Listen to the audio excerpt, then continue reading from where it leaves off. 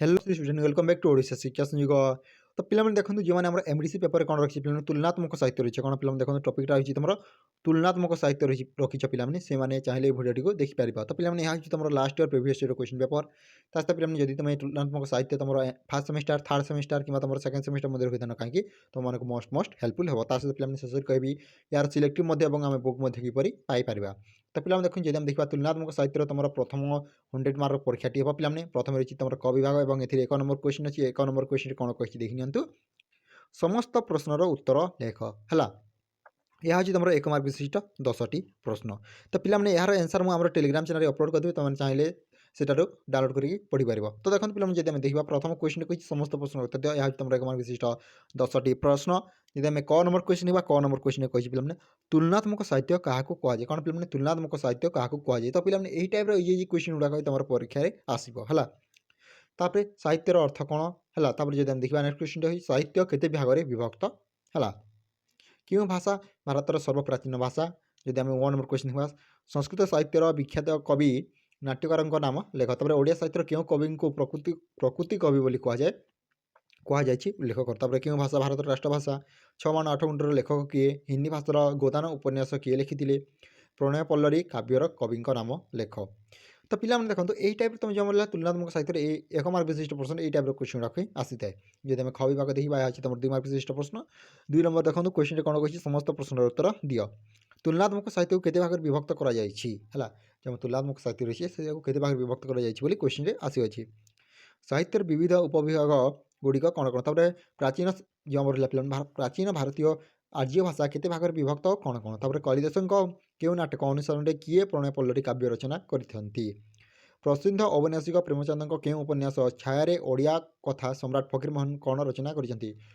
ମହାକବି କାଳିଦାସଙ୍କ କେଉଁ କେଉଁ ରଚନା ଲୋକପ୍ରିୟତା ଅର୍ଜନ କରିଛି। 6 ମାଣ ଆଣ୍ଡଗୋଡ଼ରେ କେଉଁ ସମୟର ସାମାଜିକ ଚିତ୍ର ପ୍ରକାଶ ପାଇଛି।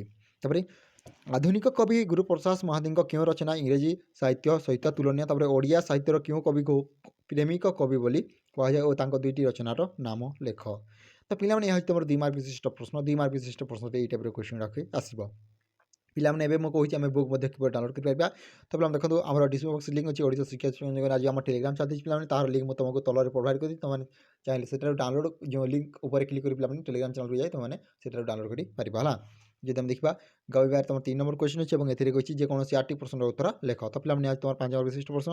କ ନମ୍ବର ଯଦି ଆମେ କ୍ୱେଶ୍ଚନ୍ ନେବା ତୁଳନାତ୍ମକ ସାହିତ୍ୟର 5ଟି ତାତ୍ତ୍ୱିକ ଦିଗ ଉପରେ ଆଲୋକପାତ କର।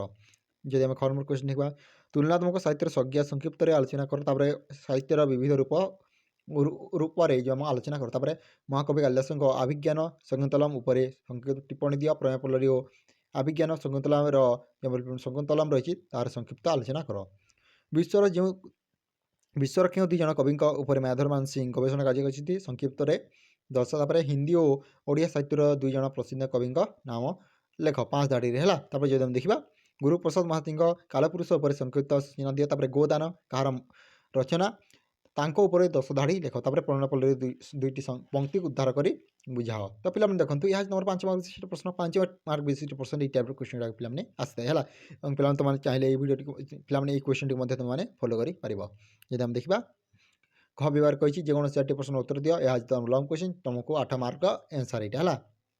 ତ ଯଦି ଆମେ ଦେଖିବା ତୁଳନାତ୍ମକ ସାହିତ୍ୟର ଯେଉଁ ଆମ ତଥ୍ୟ ଓ ତତ୍ତ୍ୱ ଉପରେ ଆଲୋଚନା କର। ତାପରେ ମହାକବି କାଳିଦାସ ଓ ଗଙ୍ଗାଧର ମେହେରଙ୍କ 2ଟି ରଚନା ଉପରେ ତୁଳନାତ୍ମକ ଅଧ୍ୟୟନ କର। ତାପରେ ପ୍ରାଚୀନ ଭାରତୀୟ ଆର୍ଯ୍ୟ ଭାଷାର 2ଟି ବିଭବ ଉପରେ ଆଲୋକପାତ କର। ତାପରେ ଯଦି ଆମେ ଦେଖିବା ନେକ୍ସଟ କ୍ୱେଶ୍ଚନଟି କହିଛି 6 ମାଣ 8 ଗୁଣ୍ଠ ଓ ଗୋଦାନ ଉପରେ ଏକ ତୁଳନାତ୍ମକ ତର୍ଜମା କର। ତାପରେ ଦୁଷ୍ମନ୍ତଙ୍କ ପିଲାମାନେ ଚରିତ୍ରକୁ ଚିତ୍ରଣ କରିବାରେ କାଳିଦାସ ଓ ଗଙ୍ଗାଧରଙ୍କ ଦୃଷ୍ଟିକୋଣ ବିଚାର କର। ତ ପିଲାମାନେ ଏହା ତୁମର ତୁଳନାତ୍ମକ ସାହିତ୍ୟର କ୍ୱେଶ୍ଚନ୍ ପେପର ହେଲା। ବୁକ୍ କିପରି ଡାଉନଲୋଡ଼ କରିବେ ମୁଁ ସେଇଟା କହିଲି ଆମ ଟେଲିଗ୍ରାମ ଚ୍ୟାନେଲରେ ଅଛି ତୁମମାନେ ସେଠାରୁ ଡାଉନଲୋଡ଼ କରିପାରିବେ। ତ ପିଲାମାନେ ଆଜି ପାଇଁ ଏତିକି। ଯଦି ଭିଡ଼ିଓ ଭଲ ଲାଗେ ଲାଇକ୍ କର ତା ନିଜର ସାଙ୍ଗସାଥୀଙ୍କ ସହ ମଧ୍ୟ ସେୟାର କର।